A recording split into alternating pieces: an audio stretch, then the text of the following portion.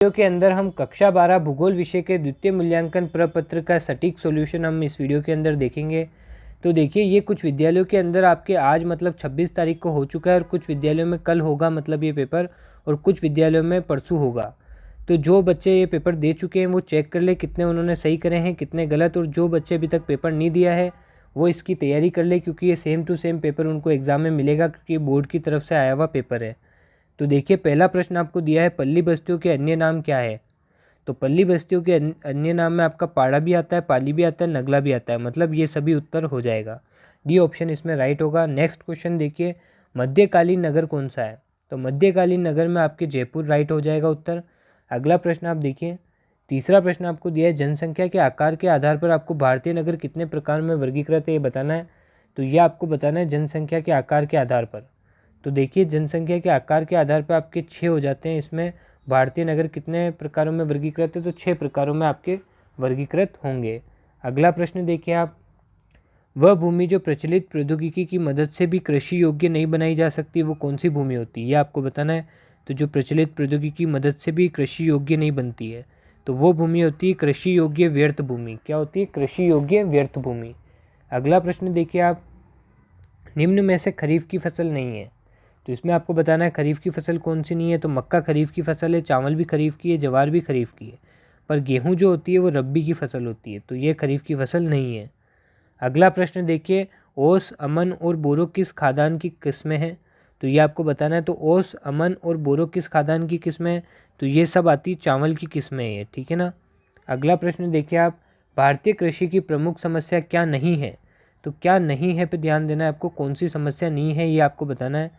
तो भूमि सुधारों की कमी समस्या है, निम्न उत्पादकता समस्या है, और ये व्यापक अन्य रोजगारी ये भी समस्या है, पर नियमित मानसून समस्या नहीं है, ये तो और फायदा है। अगला प्रश्न देखिए आप, जलोढ़ मैदानों में कौन से प्रकार की बस्तियां पाई जाती है। तो जो जलोढ़ मैदान होते हैं वहाँ पे कौन सी बस्तियां पाई जाती है, तो वहाँ पे गुच्छित बस्तियां पाई जाती है, तो ए ऑप्शन इसमें राइट हो जाएगा।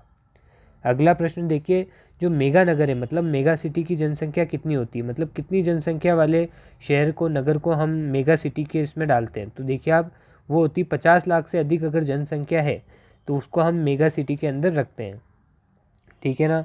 नेक्स्ट क्वेश्चन देखिए आप, इसमें आपको 10वां प्रश्न दिया है, निम्न में से शैक्षिक नगर कौन सा है। तो शैक्षिक नगर आपके आ जाएगा इसके अंदर माउंट आबू। क्या आ जाएगा? माउंट आबू। अगला प्रश्न देखिए, भारत में 2011 के अनुसार महानगर कितने हैं। तो कुल महानगर की संख्या आपको बतानी है 2011 के अनुसार। तो 2011 के आंकड़ों के अनुसार आपके 53 महानगर थे। कितने थे? 53 महानगर। अगला प्रश्न देखिए, भू राजस्व विभाग द्वारा भू उपयोग को कितने वर्गों में वर्गीकृत किया गया है। तो भू उपयोग को कितने वर्गों में वर्गीकृत किया गया है, तो इधर आपके उत्तर हो जाएगा 9। कितने भागों में? 9 भागों में, ठीक है ना। 13वां प्रश्न देखिए, भारत में भू उपयोग के परिवर्तन के क्या कारण है। तो भारत में भू उपयोग के परिवर्तन के क्या कारण है ये आपको बताना है। तो ये देखिए, अर्थव्यवस्था का आकार है, अर्थव्यवस्था की संरचना में बदलाव भी है, कृषि का घटता योगदान भी है, मतलब ये सभी इसमें राइट होगा। अगला प्रश्न देखिए, कृषि गहनता प्राप्त करने का सूत्र क्या है। तो कृषि गहनता प्राप्त करने का सूत्र आपके ये अ वाला राइट हो जाएगा, सकल बोया गया क्षेत्र बटेवा निवल बोया गया क्षेत्र इंटू 100, ठीक है ना। तो ये निवल का अर्थ होता है कि मतलब शुद्ध, तो शुद्ध बोया गया क्षेत्र, ठीक है ना। इसमें आप कंफ्यूज मत होना, ये ए वाला इसमें राइट होगा। अगला देखिए आप, उष्ण कटिबंधीय फसल नहीं है। तो यहाँ पे आपको बताना है कौन सी उष्ण कटिबंधीय फसल नहीं है। तो कपास उष्ण कटिबंधीय है, जूट भी उष्ण कटिबंधीय है, चावल भी उष्ण कटिबंधीय, पर जो गेहूं है वो उपोष्ण कटिबंधीय होती है, तो ये उष्ण कटिबंधीय नहीं है, तो डी ऑप्शन इसमें राइट होगा। 16वां प्रश्न देखिए, इनमें से कौन से धरातलीय जल के स्रोत हैं। तो धरातलीय जल के स्रोत कौन से हैं, तो ये आपको बताना है। तो देखिए, इसमें तालाब भी धरातलीय जल के स्रोत है, नदियाँ भी धरातलीय जल के स्रोत है, और झीलें भी धरातलीय जल के स्रोत है, मतलब इसमें डी ऑप्शन राइट होगा। अगला प्रश्न देखिए आप, लेंगुन एवं पश्चिम जल किसके तट पर पाए जाते हैं। तो लेंगुन और पश्चिम जल जो होते हैं वो किसके तट पर पाए जाते हैं, तो इसमें आपके स हो जाएगा, ये केरल और उड़ीसा के तट पर, ठीक है ना। अगर आपने हमारी तुक्के लगाने वाली वीडियो देखी हो तो उस हिसाब से भी इसका उत्तर सही हो जाता। अगला प्रश्न देखिए आप, जल अधिनियम कौन से वर्ष पारित हुआ था।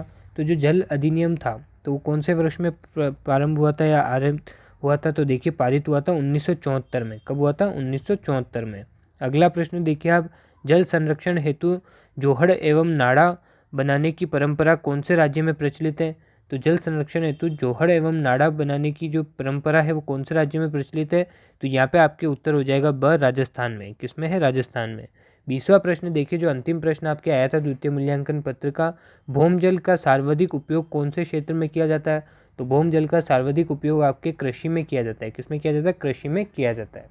Thank you for watching. मिलते हैं नेक्स्ट वीडियो में। आप कमेंट करके ज़रूर बताएं आपके कितने प्रश्न सही हुए, और अगर ये आपके पेपर है तो इसको पूरा याद कर लेना। इस वीडियो को 2 से 3 बार देखोगे तो आपको ये पूरा याद हो जाएगा। थैंक यू, मिलते हैं नेक्स्ट वीडियो में।